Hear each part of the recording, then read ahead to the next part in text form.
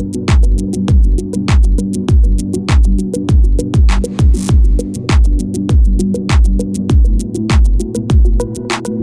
right, Justin, well, we're back and we're going to continue down the venture train here. Top of the mind for us, as always, this time of year, we're getting our allocations kind of put together and getting that private side of the portfolios allocated. And, we left it off last episode talking a little bit about how we actually evaluate fund opportunities when we have some of these managers reach out with materials, which, we still get blast cold emailed quite often. What's our process for actually going through that? There's other ways they come into. We just had a client this week bring another opportunity to us that we had previously engaged with and gotten to know the team quite a bit. But I would love to just start with you, Justin. What are the different ways that we see inbound come in, and a little bit about just what is your process as these types of things come in? What goes through your head? How do you determine, this person's worth meeting with, or that person, this is clearly just not going to fit in our allocation? So I'll start there. I'd love to just hear more about your process. Well, there's no shortage of deals to go through, I guess, to hit on that, which is a good thing. We welcome that. It's actually something we focus on trying to do a better job managing. And what I mean by that, we have an extensive network, and those are trusted partners which share deals, share investment opportunities, share funds that may or may not be raising at a given point in time. That's great. That's all fine and dandy. But then there's, to your point, all sorts of cold inbound outreach as well. Typically, I give a little bit of a higher bar with those for hopefully obvious reasons, but that's a data point that we want to capture and make sure we are not missing out on something, right? Just because it comes in cold doesn't mean it's a bad investment on the surface. There's probably a higher association there, but I don't want to completely write something off. So making sure we're capturing all that flow regardless of source, analyzing that at the end of the year is real big picture, high levels, how we think about this. We want to do as thorough, as deep of a job looking at the opportunity set that's available to us, using that information to figure out where we are missing out on something. Maybe it's a sector focus, maybe it's a stage focus, maybe there's a manager we've heard of, but we haven't got a direct introduction to. Like all of the above is really how we look at it. And so let's call it the deal flow term is something that is a very, very wide net that we throw out there, that we use to harness all this information that's coming our way, so we can, at the end of the day, make better and better investment decisions, learn over time, et cetera. When we do get a deck, usually is how it comes, or an introduction, looking at their website, just trying to get a quick assessment of who they are, what their backgrounds are. Is this someone who is just all of a sudden getting an itch they want to scratch and putting out a shingle and say, hey, I want to be a venture capital manager or private equity manager, whatever the case may be, start a real estate fund? And typically, people who are doing that, you can kind of get a sense right out the gate. And I would say that's probably barrier to entry number one. And we'll talk probably a little bit about how to analyze that deeper, but I want to go through the broad process at the outset here. Once you get comfortable and say, okay, this is an interesting enough background, interesting enough manager or managers, you want to do your due diligence in kind of three broad level categories. That's sourcing investment opportunities. And this can be applied to venture capital, private equity, real estate. Sourcing your investment opportunities, selecting those, right? Just because you can source good deals doesn't mean you can pick good deals. And then you have to win those deals. So not just because you want to make an investment, you actually have to go to the founder and say, hey, let me invest in your company because XYZ.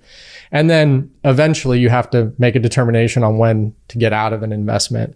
Sometimes that's answered for you through an IPO or an acquisition, but sometimes you have some control around that. And so those are four broad categories in which we are trying to assess a specific investment opportunity, whether it be a fund or direct investment, real estate, private equity, et cetera.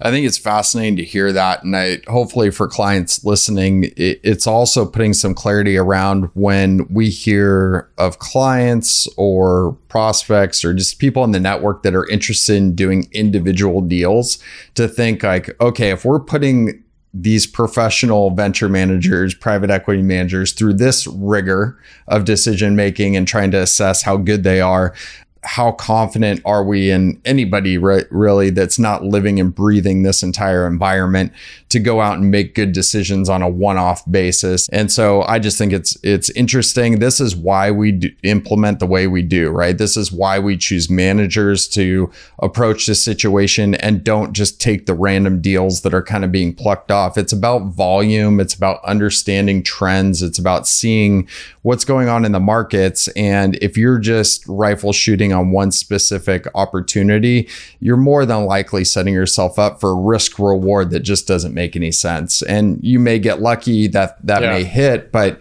you think about the magnitude of and the impact of that decision. If you get it wrong, it can be pretty significant. And so being able to assess, the professionalism, how do these people actually invest money, just ends up putting all of our clients in a much, much better situation overall. And I think the other thing that I find interesting a lot of times is we'll get comments like, hey, this other person that I'm getting this flow from seems like they're really good at picking investments, etc. And I always ask the question, I like to ask the question, oh, really? Like compared to what? What makes you think that? What return expectation did they have and where did it actually line up? And that usually stops people in their tracks because, it's natural, it's human. You get really excited. We talked about this previously, but there's an excitement to investing in the private investment world because you are putting a bet in innovation and growth and all the good things that we have to offer, in this world. But if you don't have frameworks to say, hey, I actually want X and Y return within a certain period of time, you can come up with a hodgepodge of stuff that doesn't make any sense, right? Oh, no doubt. And I think even just grabbing what you're saying there too, and going back to this idea, I think in this series, we've talked about the power law. I'm not going to go geek out on statistics, but really all that's saying is the range of outcomes in venture capital, private equity, etc., are wildly dispersed. You have incredible outliers and just absolute duds. Companies that go to zero. Happens all the time. Depending on where you're investing, earlier stage on the venture side, later stage in private equity, you start to narrow that down, but you're also bringing down your expected return as well. And what I'm getting at here is in order to have confidence in that expected outcome, you need a wide range, a number of shots on goal. You need that systematic process. You need that decision-making framework to make sure you're increasing your confidence that you're going to see those actual expectations and you're not just getting lucky on a single rifle shot. Yeah, no, I think it's fascinating. These recent meetings are flooding to my head, but we actually met with somebody that works at a private equity firm, fairly new to the business, but actually has been investing their wealth for quite some time via this firm, and super excited. Laid out probably 15 to 20 deals that he's been a part of and, never lost money. The firm's never lost money, X, Y, and Z. We've gotten, low double digit return. This has been fantastic. And he's just elated, right? And then you go to a professional that has pretty much the same portfolio, invested with the same company, same deals, all this kind of stuff. And he's sitting there going, yeah, it's, it is what it is, but they've basically produced the S&P 500. It's kind of been disappointing, but you take the two perspectives, like one, that a person that lives in this world and analyzes these deals and really understands the trade-offs. And then you have somebody else that, not to their fault, they're learning and getting their feet under them, but looking at the situation completely different, probably because he hasn't developed yet that criteria for figuring out like, what do I actually want? Or more importantly, what do I actually deserve from this part of my portfolio if I'm going to lock up my money? So I think it's pretty interesting as you guys that are listening start to think about how we approach your private allocations, or you think about other opportunities or hear of other opportunities, to start to put the frameworks around these and really understand why your financial structure is built in the way that it is. Yeah, totally. And you hit the term trade-off, and I think that's a really good place to sit on for a second. When we're constructing your custom portfolio, we are constantly doing that. We're looking at the opportunity cost, the trade-off. You can use all these different words to you missing or accomplishing, hitting your priorities and making sure you can actually do what's important to you in life. And private investments are a component of that, especially when you've established or accumulated substantial wealth. But there's trade-offs to that, right?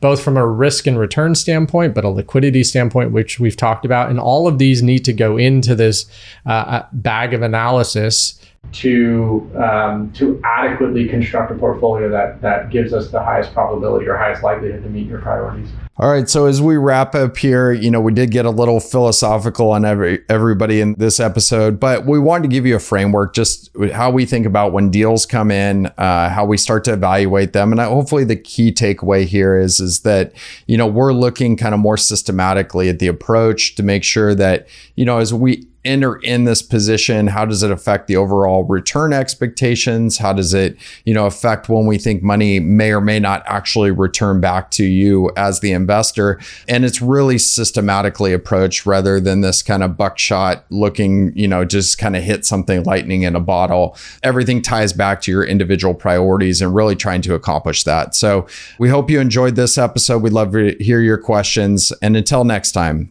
own your wealth, make an impact, and always be a pro.